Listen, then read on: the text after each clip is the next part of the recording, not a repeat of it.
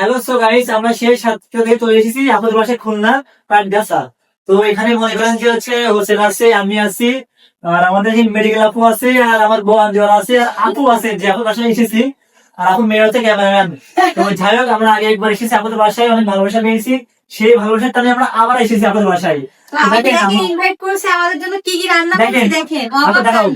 এই যে আপু, এটা কি মাছ হবে? রুই মাছ বোনা, আচ্ছা, এটা ডিম বোনা। ডিম, এটা এটা দেশি মুরগির মাংস, আচ্ছা, এটা হচ্ছে আমসত্ত্ব দিয়ে এটা ডিম, সবজি যেটা আর দই। সবজি, এটা দই। আচ্ছা, পিছাও। তো হচ্ছে আপু এত ভালোবাসে আমাদেরকে যে আমাদের ইনভাইট করছে, আমরা এখানে এসেছি।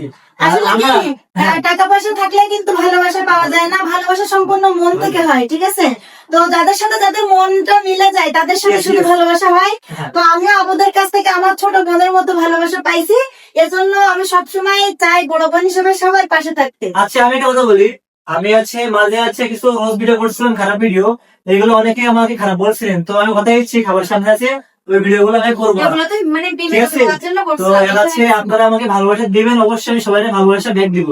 আর ফেসবুক হচ্ছে বিনোদনের একটা জায়গা, হ্যাঁ, ঠিক হ্যাঁ, আছে? yes. তো আপনাদের বাসায় খালি খালি আইসো তাই না আসলে যাই না, গেলে হয় শুধু অবশ্যই অবশ্যই ইনশাল্লাহ যাবো আরেকদিন। কিন্তু হ্যাঁ, আপনার সাথে আমি আমাদের ভাইয়া হচ্ছে বাইরে চাকরি করে, তো ভাইয়া বাসায় আসলে হ্যাঁ, অবশ্যই আপু ভাইয়া মিলে সবাই মিলে যাবো। একদিন সাথে দেখা হবে সবার সাথে। ইনশাআল্লাহ। টাটা, আল্লাহ হাফেজ।